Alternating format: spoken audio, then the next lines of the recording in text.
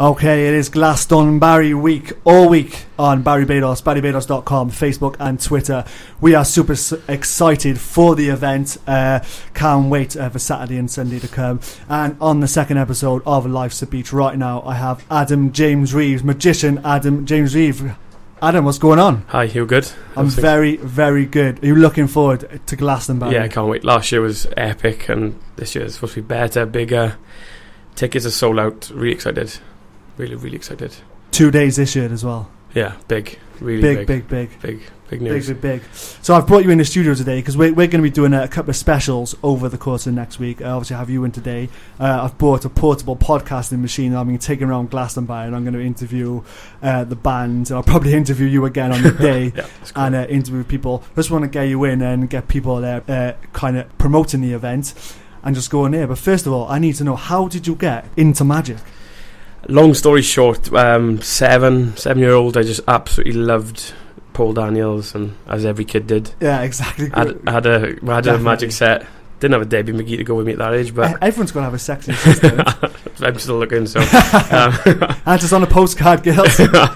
And my mum bought me a magic set, and I couldn't even read the instructions, but she used to read it to me and practice, and it built up from there. But at 10, it was kind of a weird thing to be doing, especially I live in the valleys. It was a weird thing to want to do, as you probably appreciate a 10-year-old boy. Yeah. All the boys taking the mick, you can't be a magician, all this. And my life went a full circle, like 14 years later, 13 years later, I just picked it back up again. So you stopped for a number of years, did you? No, I was about, what old am I, 24 now, so it was like 10-ish, 11 years, sorry. And then I picked it back up randomly, working in a bar. Started doing coin tricks and the odd, card trick, basic stuff, and I just fell back into it, and then it went from there. It all snowballed-ish, as I say. Yeah, was it kind of like riding a bike? You know what I mean? Because if you learn to ride a bike, you always remember how to ride a bike. Yeah. So you started to do magic. Did you forget how to do some of the tricks? No, I knew the techniques and the stuff that was involved. But obviously, as a kid, my hands were like really small, so it was frustrating as a kid. But then when I picked it back up, I could do the movements the tricks that I couldn't do at the kid's age. Because of my hands and stuff, but I just went from there, really. It built back up and snowballed, and here we are doing GlastonBARRY this week. Cannot wait. So, going all the way back then when he was a kid, what was the first trick you ever learned to do? I think it was the cups and balls when you got everyone's seen that trick. You've got the blue one, the red and the yellow cap, all the sponge balls. That was the first one, but I made my own little routine with it. Okay. So I wouldn't do it now because obviously I don't carry them on me now. It's all cards and other stuff now. But as a kid, I made my own little routine up because I couldn't read the instructions. I was too small to read the books. Yeah.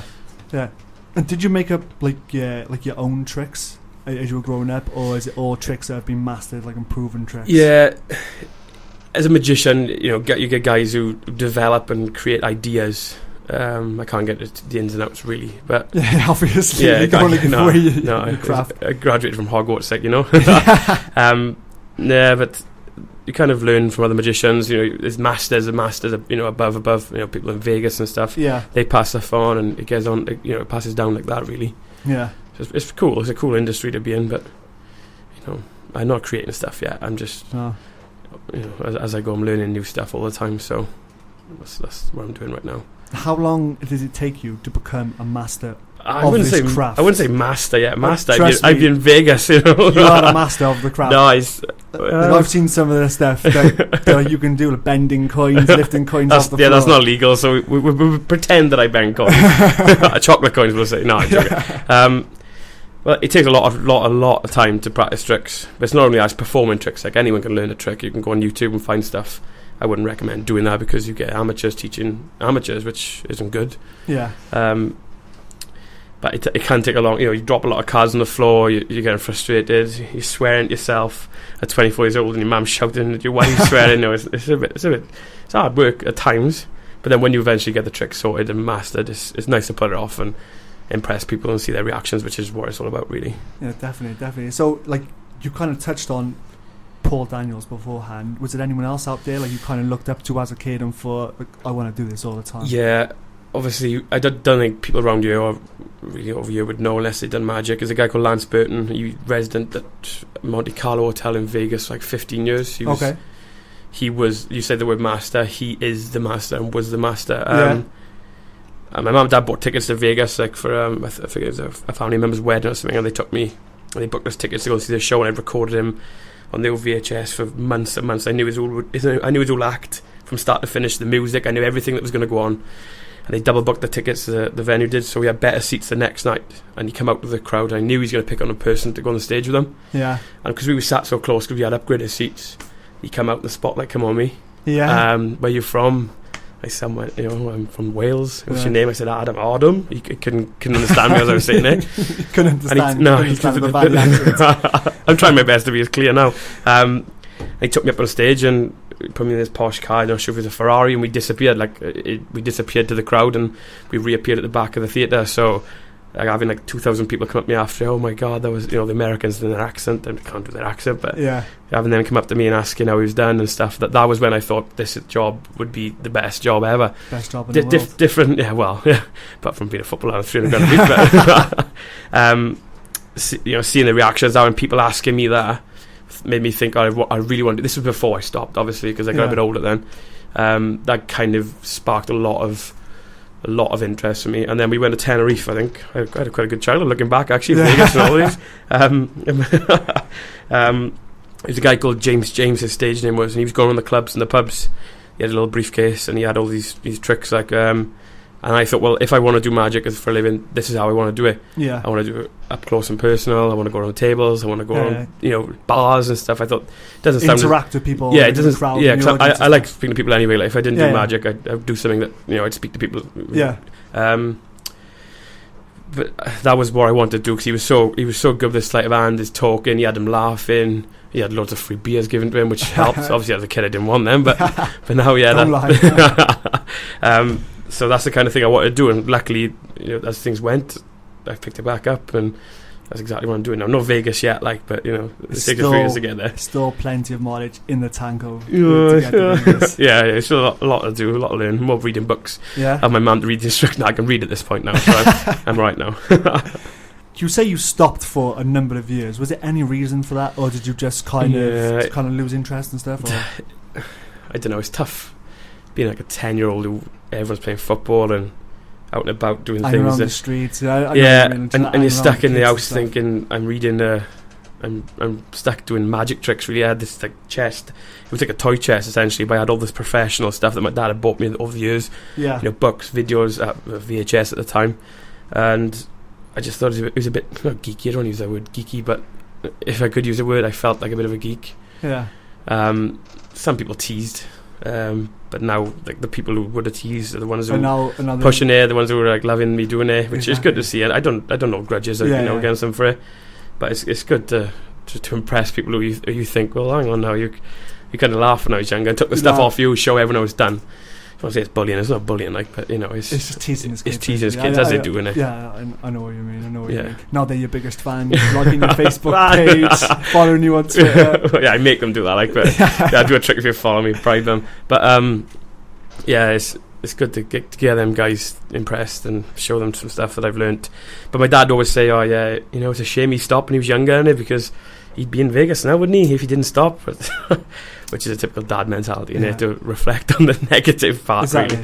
But go forward and see what happens. They say hindsight's a brilliant thing, but do you think if you did stop, you could have been probably 5 years ahead of where you are now, maybe or 100%. Yeah. That's what I don't want to dwell on. There's no point in dwelling on it. It's nice to think what could have been, but it's focused on it feels quite deep. This is. I'm focusing now on now, and getting my gigs in.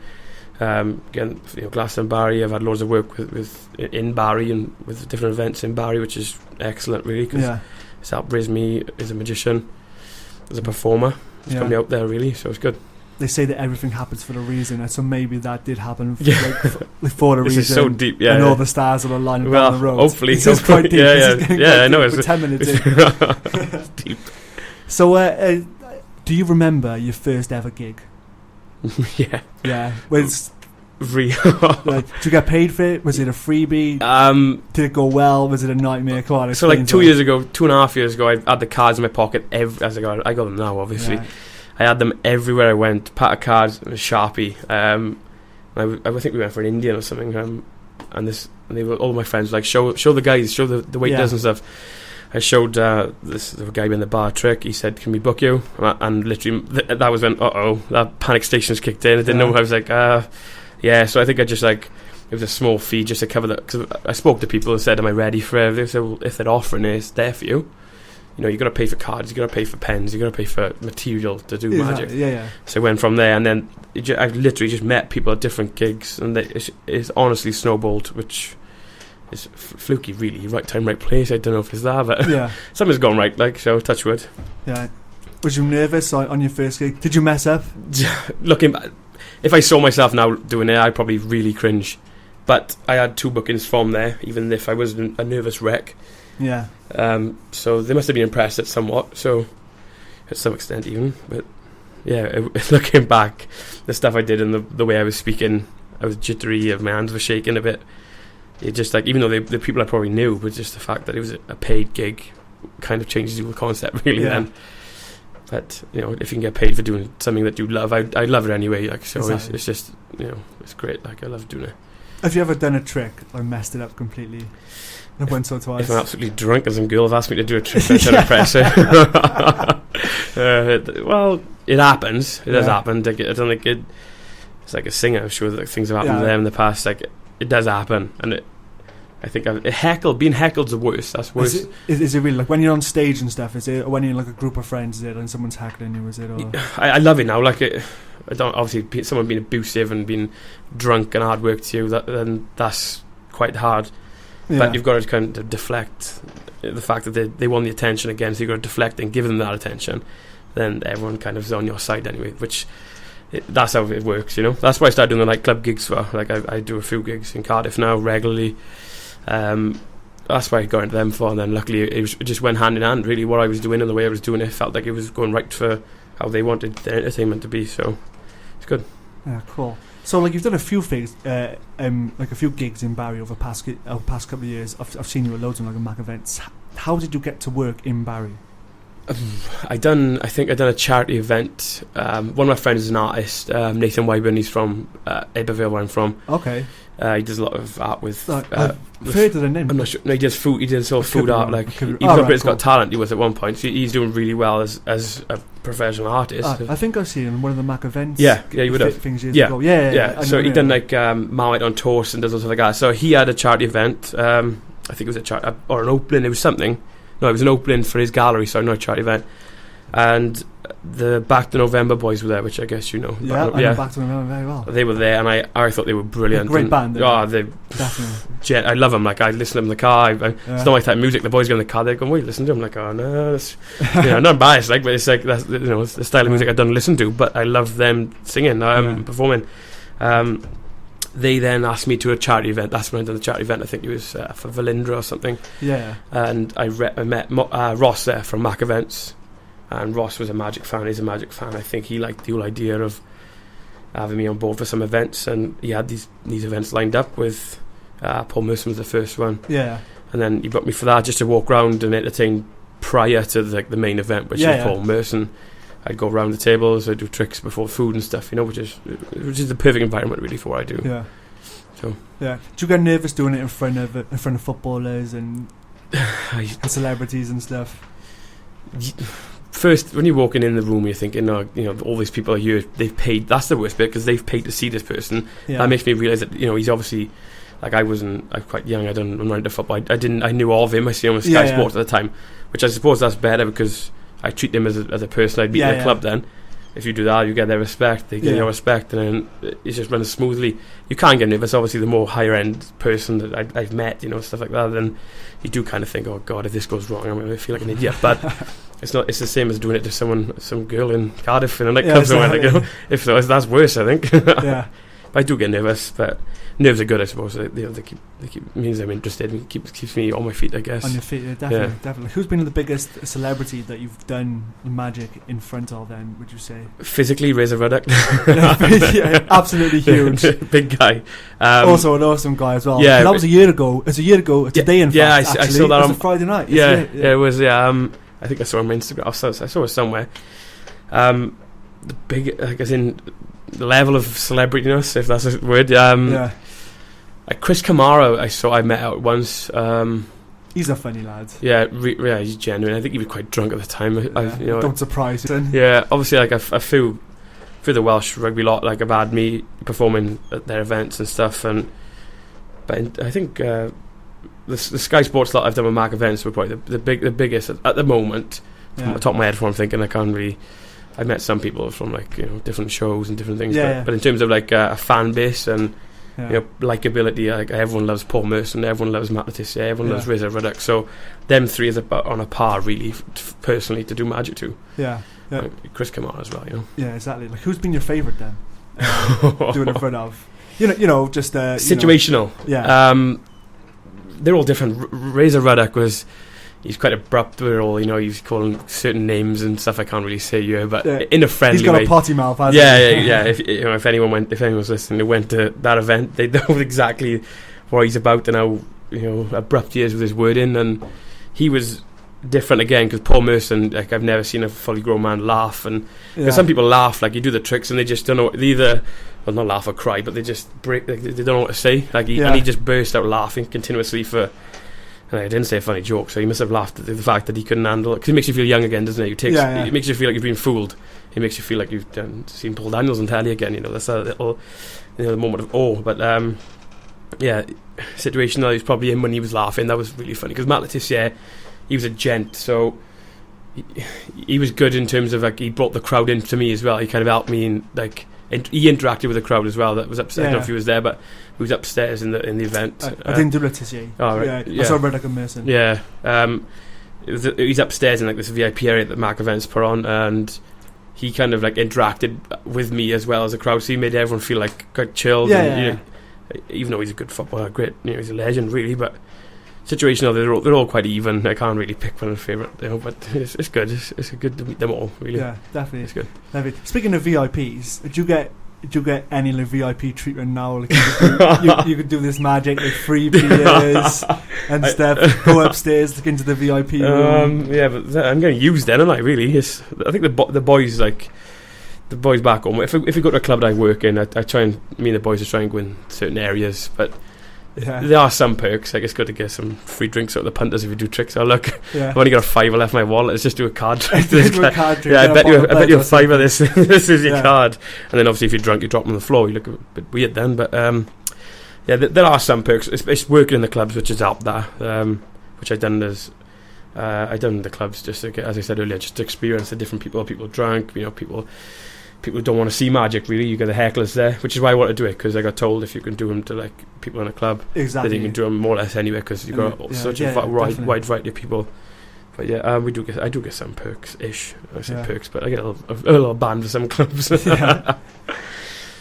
Speaking of, like, your friends and stuff like that, do they treat you like any differently? Like, when you go out, they say, Adam, do a trick for this person, do a trick for that person, and stuff like that. Because I'm working most weekends, like, we don't go out. I say out. That's a phrase we use, like, to leave our little valley. So we always say out. You go out or you go out. Yeah, if you're going out, then you're going to Cardiff. Yeah, to leave. Out is, like, around my area. I live in Ebervale, by the way. That's like in the valleys. Out is just going there for a few beers, which is normally on a Sunday after I've gigged. If we go out, potentially they do mention it. It's topical. I think the boys do try and pull some women out of it.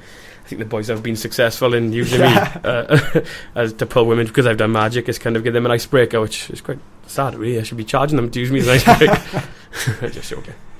Is that your chat-up line now? Is that your chat-up line? If you see, like, a good-looking girl in the club that you like, should you go up there and pull out some cards and do the name on the card trick or something? I'm not going to say I don't do magic to girls where I think are attractive, but sometimes, Right. Perks of the job, I presume. Yeah, well, you'd think so. Yeah, exactly. Yeah. Speaking of the of the bars and clubs that you work in now, do you have any regular gigs now? Yeah, I do Tiger in Cardiff every Friday. Yeah. That's like a 7 p.m. till 9 p.m. Yeah.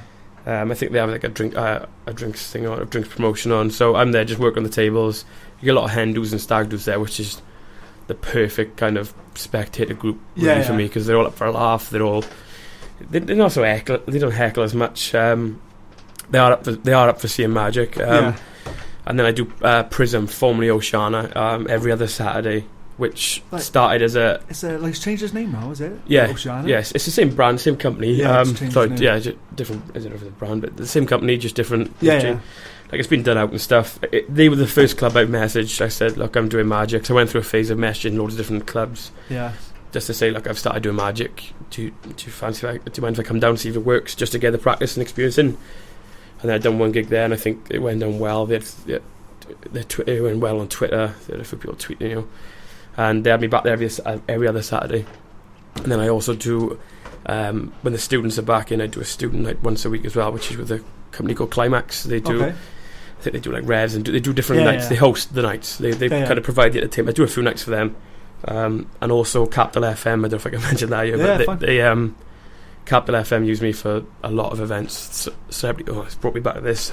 Celebrity golf. Sorry. Yeah. The biggest people I've met are probably there. I didn't think was about that last week. I done that one. Yeah. Gareth Bale. Definitely. I didn't meet Gareth Bale. The guy from Taken 3, the villain guy. His name's Andrew Howard. Okay. He's he's booming in America now. He's in Taken 3. He was in Limitless. I met him. He calls me Adam. He met him last year there as well. So he was a good guy to meet. Gareth Edwards, a rugby player, ex-legend. He was a fan of it. I forgot about these guys earlier when we mentioned these, but you just treat them normal and they loved it. So Capital FM used me for a lot of events, which is good because I get out and about in different places. It's good for them as well because they get different people coming near the stand and stuff to see the magic. So it's good in a brand aspect. Yeah. Branding aspect, Yeah. Did you have to do a job interview for these bars and stuff? When you obviously, hi, look, I am Adam, and here's my best trick. I just give them a CV with all the tricks I can do. CV with all the tricks, like a YouTube video. The reference from Professor Dumbledore. No, I always offer. Like Mack Events, they saw me at an event that I was in charge of for the Oceana Prism. I did a freebie. I always do when I first started, I was doing a lot of freebies or ones that weren't paid. Get your name out there. Yeah, exactly. It's 2 years ago now, so that helped me a lot because that's how I got my gigs really. Because I think they liked it, the fact I was doing it, not out of goodwill, but because I wanted to do it. And then it's like an asset. They saw it as an asset, so they have me back there, which I can't fault because I love it. I love doing it here. Definitely. What does the future hold for yourself then? Do you have any plans or ambitions?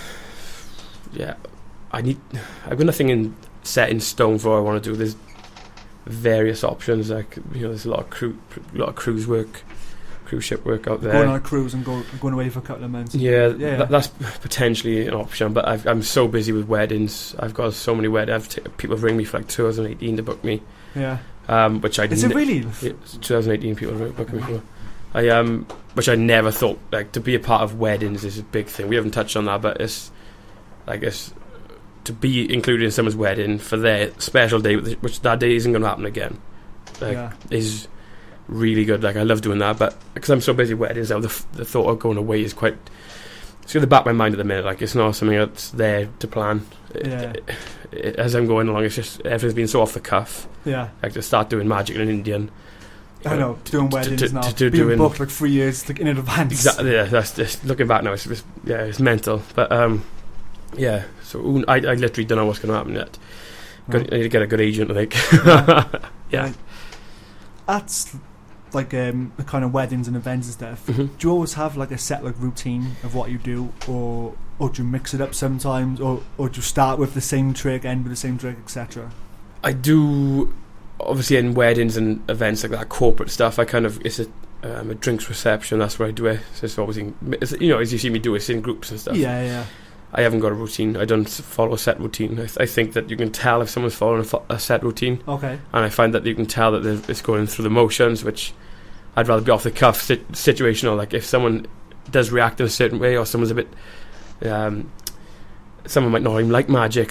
Some people say they don't want to see the magic, so I'll try and do something to the people around them that I know will impress them, something more mind reading, something along them areas, which I know they'll think, oh god, this is different to what I normally think of. Yeah. Because some people think you're going to be pulling a rabbit out of an hat. That's not my style. No. I just. Is it mainly card and coin tricks for you? cards, coins. I'm going into more mentalism stuff, which is what's that? Sorry, mentalism is a term it's mind reading magic. It's like deriving stuff. I can't just sit here now and read your mind. Yeah, I'm not like a part of the X-Men or anything, but it's using techniques. You know, like you've seen Darren Brown. Like obviously he's an elite. He is a master at what he does. Them kind of things are good, but then the combination of all them three, close-up cards, coins, mind reading, that's where a good routine would come from, or an act. Yeah. So it's all building up, but it's constantly learning new things, because there's always new things to learn. It's infinite, really, if you've got ideas and exactly. you perform them, like, you know. Yeah, definitely. Is it there's a lot to kind of practice in this new area that you just said, mentalism? Yeah, there's books and literature, and it goes on and on, because a lot of it's psychological, you know. All of it is psychological, but in terms of like techniques, I can't get this. I can't get it like this. The magicians would kill me. But that's just I guess Darren Brown is even learning stuff daily. I guess he's always picking up new things and thinking about new ideas. So that's quite a wide area to learn, really. Yeah, definitely. Did you find you learn like from reading books or kind of watching videos, or kind of like a combination of both? Old school is books. Yeah. Obviously you get DVDs and videos now, but books are probably the best, because the guys who wrote the books were the masters. They were the ones who the moves and the techniques you use. They were the ones who decided to do them, because they didn't exist before. If they did, they wasn't written down. So they are probably the best books. But sitting there and having the time, especially with all the gigs, it is hard to just put the time into practice now. So because I'm doing the gigs all week, like, so definitely. I seen on the Welsh Bible that they compared you to the Welsh Dynamo. Yeah, you said you weren't happy about that, because you said you are your own person.